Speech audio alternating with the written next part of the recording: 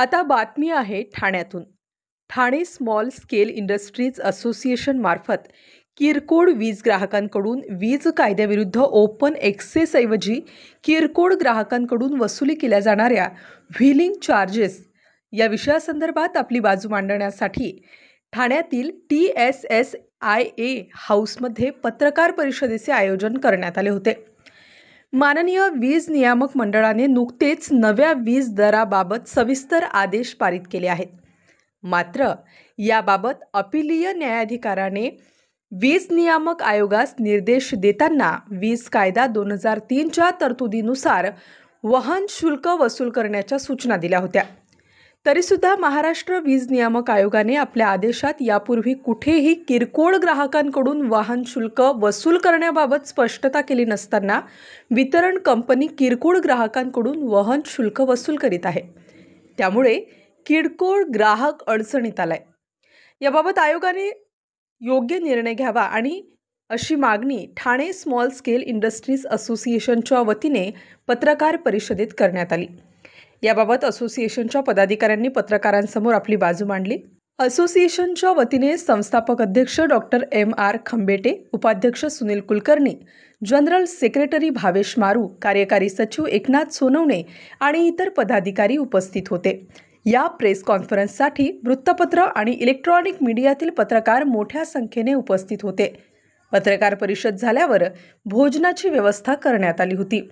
माननीय सचिव Thane small scale industries association ठाण्यातली ही 50 वर्ष जुनी संस्था आहे आणि यावर्षी आमचा 50वा वर्ष आगमन आहे.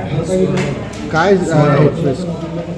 विषय आहे आजचा? हा विषय आहे जो व्हीलिंग चार्जेसबद्दल आहे, जे गैरकायदेशीर चार्ज होत आहे आपल्या कन्झ्युमरकडनं. सामान्य ॲज वेल एज इंडस्ट्रीज, कमर्शियल कोणीही असो, अख्ख्या महाराष्ट्रात सर्वांच्या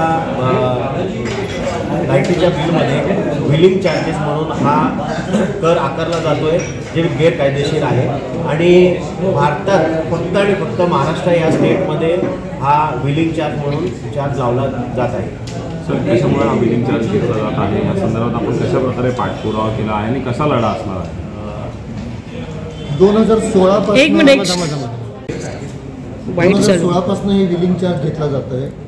आणि ते व्हीलिंग चार्ज म्हणजे असं असतं, ओपन ॲक्सेस कस्टमर्सकडनंच फक्त घेतलं जातं. म्हणजे आपण जर आता ठाण्यात आहोत तर ठाण्यामध्ये महावितरणतर्फे सगळं नेटवर्क दिलं गेलेलं आहे. ज्या ट्रान्सफॉर्मर्स लावले, केबल्स टाकले आहेत आपल्या सोसायटीपर्यंत, घरापर्यंत, कंपन्यांपर्यंत जे इन्फ्रास्ट्रक्चर केलं आहे ते त्यांनी दिलेलं आहे. यदा कदाचित आपण जर दुसऱ्या कोणाकडनं तरी घ्यायचं ठरवलं, आपण जर टाटाकडनं किंवा अदानीकडनं पॉवर घ्यायची ठरवली आणि ती जर त्यांचं नेटवर्क वापरलं तरच व्हीलिंग चार्ज लावता येते. तरी पण सरसकट सगळ्यांना जे महावितरणच सप्लाय करतं आहे ते पण व्हीलिंग चार्ज लावत आहे. साधारण आपल्या घरगुती जे कस्टमर आहेत त्यांच्याकडनं ₹1.17 पर युनिट घेतलं जातं. सर, ग्राहकांची फसवणूक करून पैसे घेतले जात आहेत का? काय वाटतं आपल्याला? ते कायदेशीररित्या अयोग्य आहे एवढंच आमचं म्हणणं आहे की त्यांना तशी परमिशन मिळालेली नाही. तर नागरिकांना काय आव्हान असेल? अशा प्रकारे गेल्या काही वर्षांपासून हे व्हीलिंग चार्जेस वसूल केले जातात. नागरिकांना मी एवढंच हे करतो की आपल्याकडनं जे चुकीच्या पद्धतीने घेतले जातं तर ते चुकीच्या पद्धतीने न घेता आम्हाला त्या महावितरण संस्थेने अगदी स्पष्टपणे सांगावं की आपलं एवढ्या प्रकारचं युनिटचे चार्ज आहेत आणि तेवढे त्यांनी घ्यावे. त्याच्या व्यतिरिक्त त्यांनी घेऊ नये, कारण त्यांना तशी परमिशन नाही दिली गेली. तर हे व्हीलिंग चार्ज थांबवण्यासाठी काय केलं जाऊ शकतं? त्याच्यासाठी आम्ही 2021 साली कोर्टात गेलेलो आहोत. आम्ही कोर्टामध्ये एक पिटिशन दाखल गेलेलं आहे. त्याचं कोर्टात माननीय न्यायालयाने तर्फे जर निकाल आला तर चांगलंच आहे. पण नाहीतर आम्हाला जर वरती अपीलला जायचं म्हटलं तर छोट्या ग्राहकांना वरती अपीलला जाऊ शकत नाही. हा त्याच्यातलं दुर्दैव आहे. आम गिरायक जाऊ शकत नाही. आमचं आव्हान आहे या सगळ्या संस्थांना की त्यांनी काही चार्जेस. स्टार न्यूजसाठी आदिती पेंढारी, ठाणे.